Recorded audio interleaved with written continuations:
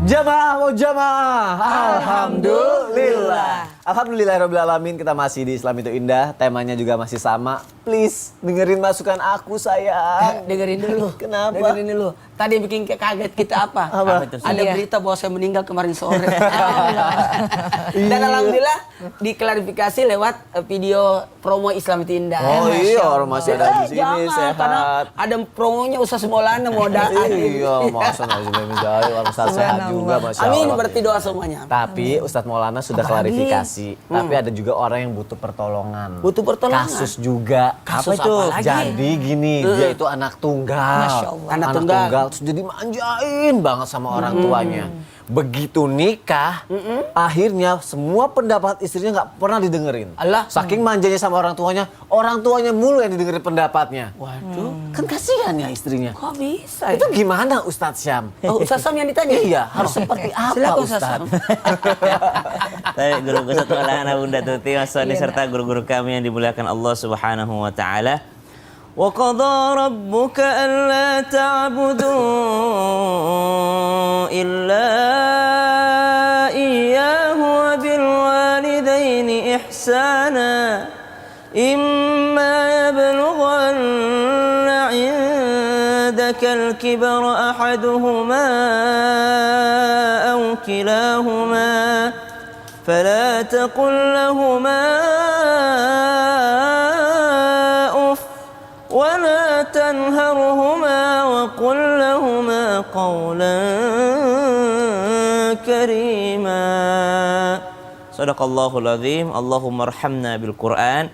Ayat ini mengisyaratkan ketika orang tuamu salah satunya atau keduanya sudah berusia senja, maka engkau janganlah pernah menghardik mereka, membentak mereka, ucapkanlah perkataan yang mulia saja dan rendahkanlah dirimu di hadapan mereka berdua. Subhanallah, bermakna ujian terhadap orang tua itu munculnya ketika seseorang telah dewasa, ketika seseorang telah menikah, dia punya istri, ternyata orang tuanya punya pendapat lain, istrinya berbeda. Ujian kepada orang tua biasanya munculnya setelah menikah. Dia pengen ngurusin anak seperti ini, orang tuanya pengennya seperti ini. Dia mau anaknya masuk ke sini, orang tuanya pengennya seperti ini. Subhanallah. Maka ujian-ujian itu akan segera datang ketika seseorang telah menikah. Ketika belum menikah dimanjain banget karena anak tunggal. Ternyata efeknya terjadi setelah menikah. Justru tidak mau lagi mendengar pendapat orang lain. Wabil khusus kasusnya di sini adalah pasangannya sendiri, adalah istrinya. Bagaimana dia bisa supaya istrinya ini didengarkan pendapatnya oleh suaminya yang selama ini hanya percaya kepada orang tuanya? Maka subhanallah, yang pertama dapatkan kepercayaan suami. Subhanallah, dapatkan dulu kepercayaannya. Entah suami akan mengatakan, ih subhanallah ternyata istriku seperti mamaku, subhanallah. Bukan berarti menzihar. Ada yang diharamkan dalam Islam. Zihar namanya, ini adalah menyamakan istri dengan ibu. Tapi dia mengatakan bahwasanya istriku ini kayaknya kecerdasannya seperti dengan ibuku, subhanallah. Maka dapatkan kepercayaan suami terlebih dahulu. Yang kedua, ada yang lebih singkat lagi. Bukan mendapatkan kepercayaan suami, tapi mendapatkan kepercayaan orang tua suami. Subhanallah. Jadi akhirnya ketika kepercayaan orang tua suami sudah ada didapatkan oleh seorang istri dengan mengatakan, kata mamanya, mah gimana ya nanti nih, tanya aja istrimu lebih tahu itu. Subhanallah. Ini berarti suaminya langsung mendengarkan dua pendapat. Orang tuanya dia tidak lawan, istrinya alhamdulillah dia dengarkan. Jangan menjadikan mertua sebagai musuh tanpa bermaksud menggurui ataupun mengajari. Jangan menjadikan mertua sebagai saingan. Ini yang banyak sekali terjadi dalam prahara rumah tangga. Dia menganggap adalah mertua perempuannya adalah saingannya. Dia seorang istri, dia menganggap mertua perempuannya adalah saingan. Begitu pula sebaliknya, banyak mertua menganggap menantu perempuannya adalah saingannya. Dia ambil anak laki-lakiku, anak satu-satunya dia ambil lah. Kenapa kau nikahkan kalau tidak mau diambil anak laki-lakimu? Subhanallah. Engkau sendiri yang merestuinya, engkau sendiri yang sewa dekorasi pernikahannya, engkau sendiri yang sewa cateringnya. Kenapa engkau rela menikahkannya kalau engkau tidak rela dia berhidup dengan kehidupan yang baru? Subhanallah. Mari kita sama-sama belajar tanpa bermaksud menggurui ataupun mengajari. Maka curi kepercayaan daripada suami, curi kepercayaan daripada orang tua suami. Yang ketiga, ketika mencuri perhatian mereka ataupun kepercayaan mereka, semua dilandaskan atas hukum Allah Subhanahu wa taala. Kalau udah kembali ke agama, nggak ada yang bisa ngomong. Kalau agama mengatakan halal, nggak ada yang bisa mengharamkan satupun. Kalau agama mengatakan haram, tidak ada yang bisa menghalalkannya satupun.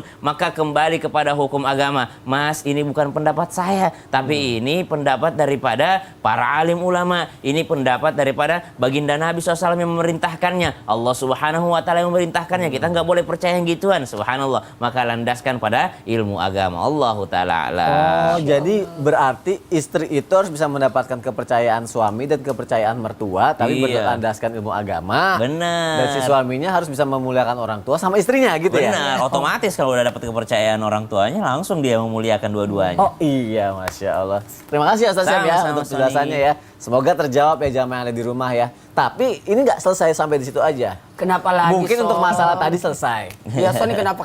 Gini, Ya. ada sepasang suami istri. Sepasang suami istri. Dia berbeda pendapat. Wow, dia adu argumen apa segala macam. Tapi sebenarnya Ustadz, pendapat si istrinya ini salah. Tapi istrinya tetap kekeh gitu kan. Nah, suaminya bingung apakah dia tetap kekeh dengan pendirian suaminya atau aduh ngalah aja deh sama istri biar cepet deh gitu, biar kelar deh masalahnya gitu. Itu gimana? Itu bukan Gimana aku sama virus bukan ya? Itu gimana Ustadz Maulana? Masya Allah, Allahumma sholli ala sayyidina Muhammad. Sayyidina Muhammad, izin Ustaz Iya. dan Bunda Tuti. Bismillahirrahmanirrahim. Terima kasih kepada semua siapapun yang berselisih tapi tidak membesar-besarkan yang kecil, dan mohon maaf dan tidak merusak rumah tangga. Ketahuilah, mohon maaf, ada namanya harmonis. Harmonis itu menyatukan sesuatu yang berbeda.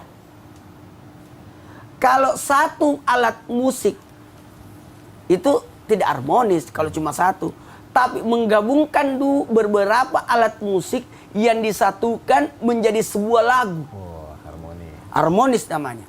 Menyatukan dua orang yang berbeda, laki-laki perempuan, dalam satu ikatan rumah tangga harus harmonis. Kenapa? Karena berbeda laki-laki, berbeda perempuan. Pertanyaan Mas Sony luar biasa nih, pertanyaannya pinter banget ya. Ternyata gimana kalau ada suami istri berbeda pendapat, sementara suami harus mendengarkan pendapat istri yang notabene-nya pendapat istri itu salah. Apa yang dilakukan seorang suami? Maka dalam hal ini kewajiban seorang suami adalah mendidik istri. Dalam kategori mendidik, bagaimana seorang suami tahu ini salah, tapi bagaimana caranya supaya tidak menyakiti hati istrinya. Yang harus kita lakukan adalah memposisikan diri kita posisi dari istri itu. Ini kayaknya lagi datang bulan deh. Ini lagi moodnya lagi anu nih. Mungkin ada lagi bad mood, mungkin ada keinginannya nih. Jadi atau mungkin ada masalah nih. Jadi kita memposisikan posisi kepadanya. Mungkin pada saat ini lagi hilap deh. Jadi kita yang memposisikan. Kemudian kenali watak istri. Karena kebanyakan suami kaget. Salah kok dipertahankan. Dia kenali dulu. Oh biasa sebentar ini kalau terbentur baru sadar. Itu. Jadi kita harus mengenali.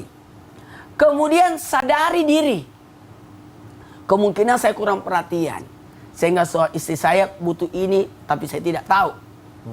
Jadi posisi mengenali, menyadari. Jadi itu. Buat suami yang menyikapi istri yang jelas-jelas notabene pendapatnya salah, tapi tetap ngotot. Maka kan sudah ada baju yang seperti itu. Pas di rumah, iya ya, ada ternyata.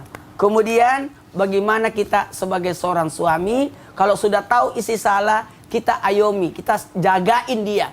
Ini janganlah main arisan, janganlah pegang arisan. Nanti kamu yang nombokin. Tapi kita tetap lihat, Saya punya adik seperti itu. Haji Alimah, mudah-mudahan dia nonton. Ayo Haji Alimah. Dia begitu, tapi saya sudah larang, jangan dek. Tapi setiap hari saya amati, saya liatin, jangan sampai bermasalah. Tetap dijagain sebagai pengayom dan ikuti aturan syariat. Jadi sebagai suami jangan lepas tangan gitu aja. Aturannya gimana? Kalau istri nuzus, karena biasanya kan pembangkangan namanya dalam Islam. Nuzus itu maka yang dilakukan oleh suami mendiamkan dulu, kemudian pisah tempat tidur ya. Di luar di ruang nonton TV. Oh, iya, istirahat. tapi di satu Karena, rumah tetap. Ya, tapi tetap satu rumah. Oke. Itu aturan Islam. Bukan langsung menceraikan, bukan langsung karena beda pendapat. Sudah jelas-jelas salah. Jangan. Pokoknya tetap sabar ya para suami ya. Tetap cari cara untuk bagaimana bisa meluruskan saya istrinya. ceramah 4 menit, Anda satu kata, selesai permasalahan saya. Sabar doang ya. Sabar sambil mencari jalan ya. Itu memang Ya inti Allah. dari semua yang saya bahas tadi, sabar. Ya ampun. Terima kasih Ustaz Maulana ya. Tapi kan gara-gara Ustaz Maulana aku jadi ngerti. Dan pasti jamaah juga jadi lebih ngerti gitu loh. Hebat banget dia menyimpulkan ceramah saya, langsung bilang sabar. selesai. Jamaah kasihan nih. Ada yang mau nungguin pertanyaannya dibaca. Masa sih? Iya, mau nggak kita bacain? Mau dong. Gak apa-apa ya, nanti dijawab Siap. sama guru-guru ya. Iya, iya, Yuk kita iya. masuk ke segmen Tanya Dong Ustadz. Kami semua tanya dong Ustaz. Masya Allah, tabarakallah. Ada pertanyaan dari Instagram hamba Allah nih. Assalamualaikum Ustadz. Waalaikumsalam warahmatullahi wabarakatuh. Samarkan nama saya ya. Ya. Saya merupakan istri kedua dari suami saya. Tapi saya merasa suami saya tidak adil karena nggak pernah mendengarkan masukan saya.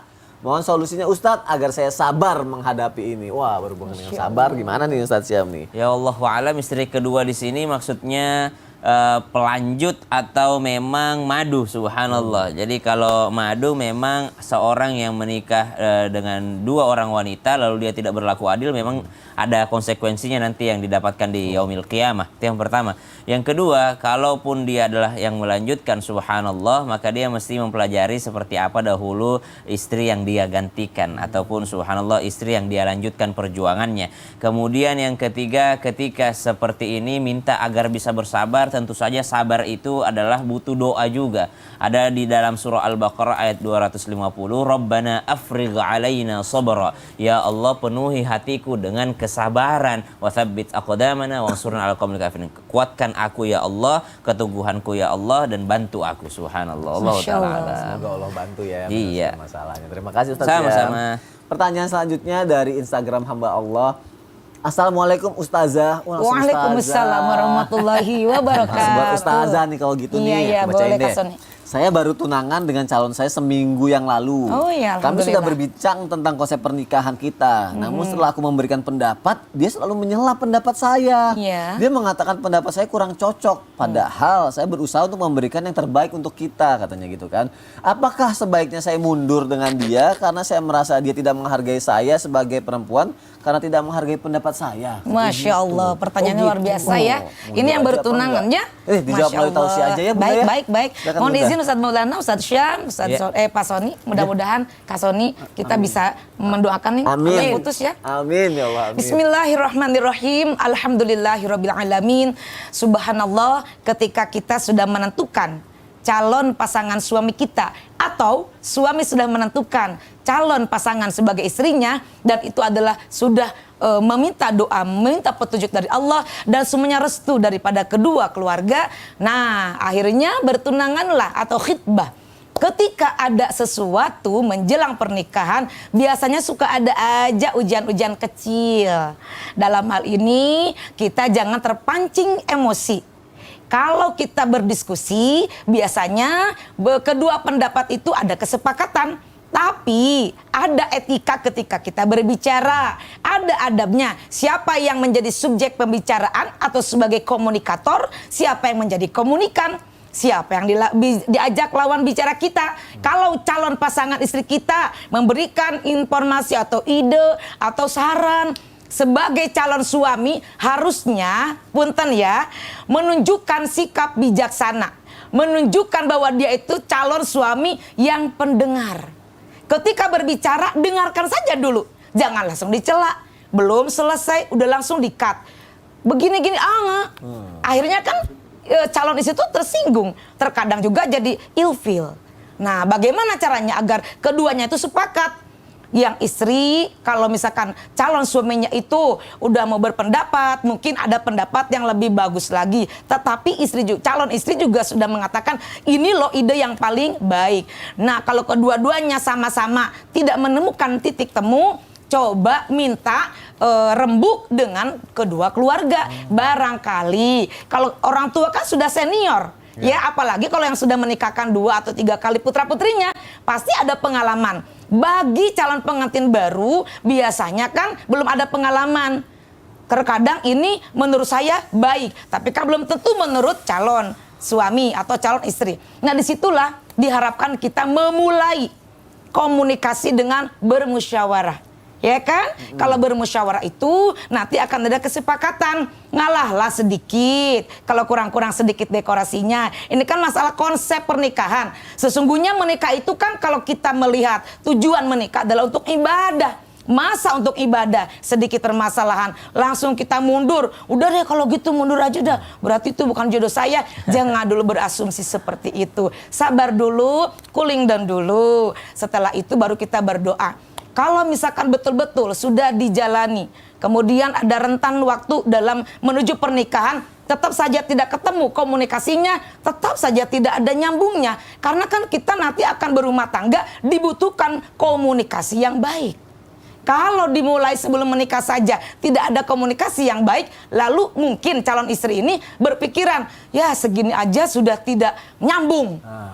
Kan saya nyari yang nyambung. Kalau yang nyambung kan apapun terkoneksikan.